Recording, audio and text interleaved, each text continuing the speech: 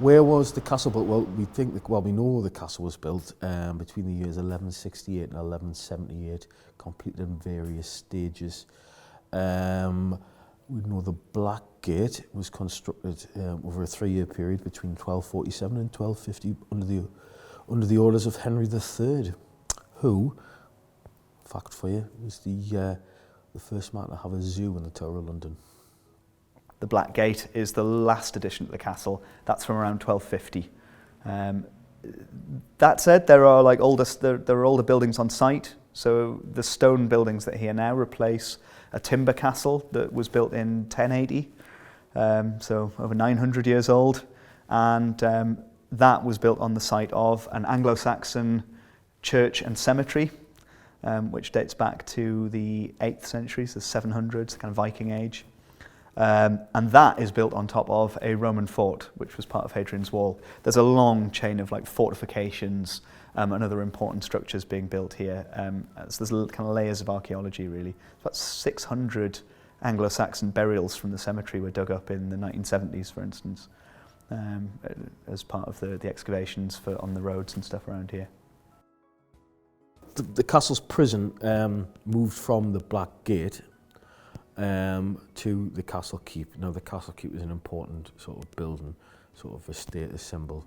It was only when the castle fell into ruin in the 1400s that the county of Northumberland decided that the castle keep, which was starting to become ruinous, would be an ideal place for the prison of Newcastle, and it was then that it became the prison for approximately 350 years, I believe, until John Holmes, who was a prison reformer, wrote a report on various prisons up and down the country and deemed Newcastle's Castle Keep Jail to be the worst he'd ever seen. I'm a big fan of the city, and if it wasn't for the castle, the city wouldn't be here. So yeah, Newcastle is a lot of foreign visitors come into this city, and it's only a good thing, to be fair. It's open 7 days a week as a heritage attraction, I suppose, and it is a tourist place to a larger extent than some museums and things in Newcastle, I think. I think over 50% of our visitors last year came from outside the UK, so they are mostly coming from outside the city. A popular tourist spot, well, I have to say yes, don't I, because I work here. But yeah, we do. It has its, because it's in the city centre, or quite unique in the fact that there's a castle in the centre of Newcastle, and that see Newcastle now is getting a lot of visitors rather, because of its growing reputation for culture and the arts, and of course, why else come to Newcastle but to enjoy the nightlife.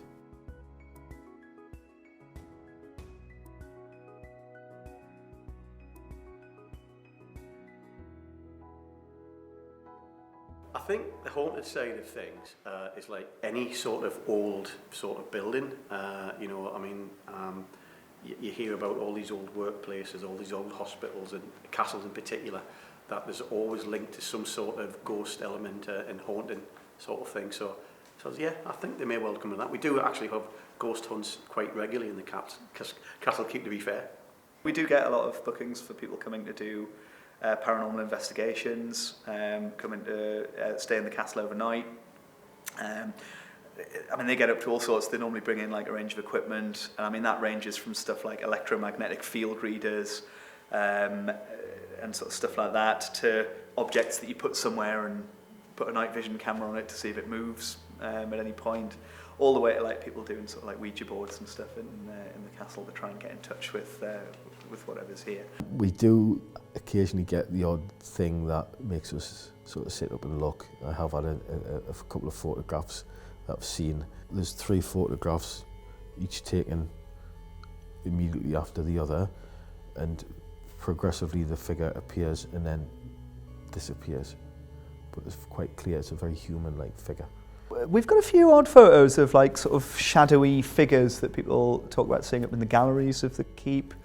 And you do get stuff where people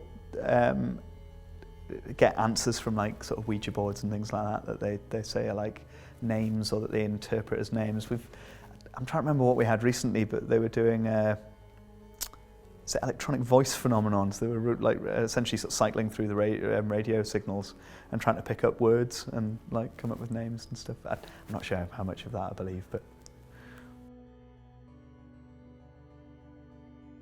yes, I know a bit about the Poppy Girl. I've done a bit of research into that because it's quite a well-known story connected with the castle keep. To be honest, I don't know if it's what you want to hear about it, but the earliest I've been able to trace it back is 1992.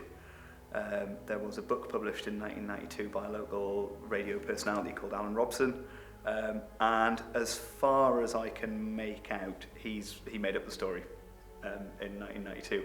The story goes broadly that this girl sold poppies on the streets of Newcastle at some point in the past. I think it's mostly when people tell it, it's the 1800s, kind of Victorian times. And she was imprisoned, so she did something that caused her to be put in prison, whether she picked somebody's pocket. Again, that sort of varies depending on who's telling the story. She got put in the prison, which was in the basement of the castle keep at that time. I mean, certainly until the early 1800s, that basement chamber was the prison for the county of Northumberland. And again, the story then varies, but she dies. She's killed by the other prisoners is generally the story. And you get more or less gory details depending on who's telling it. A lot of people go into a lot of kind of quite graphic detail about how she died. And she's said to haunt the castle and be announced by the sort of smell of poppies. The story of the Poppy Girl. Oh, right, that old chestnut. What I do know is that I don't think it existed until a certain ex-radio presenter now, isn't he, made the claim on, I think one of his Night Owls programs or whatever radio program he was around at the time, Alan Robson, I think made the claim that a Poppy Girl was alleged to have was haunted a certain part of the castle. I'm not entirely sure what part of the castle she haunts. Selling poppies now. It's a load of shit. Let's just say, right, it's a load of shit. However, I will tell you that you will smell in the well room. I've noticed a very floral smell, and I can only assume that that's where the theories emanated from, of the Poppy Girl.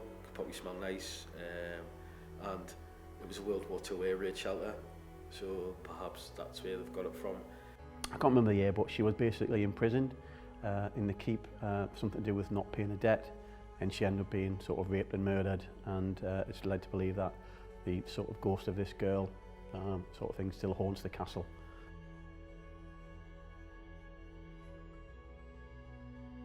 People have said that if you can sometimes wander around the castle and smell flowers, it's a sense that she's been there, sort of thing. She's actually still in the castle, sort of thing. How would I describe the castle? Big, made of stone.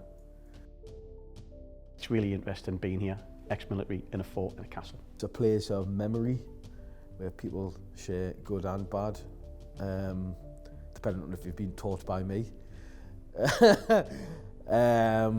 You know, people propose on the roof, so I suppose, you know, people come and sort of propose marriage. It's a very romantic setting, looking sort of down the River Tyne, up and down the River Tyne at the sort of vista. You get a sense of place, and, you know, being so high up, sort of closer to the heavens, if you like, you just sort of feel all alone, and you can make a sense of who you are and where you are by sort of just being up right on the top and looking all around.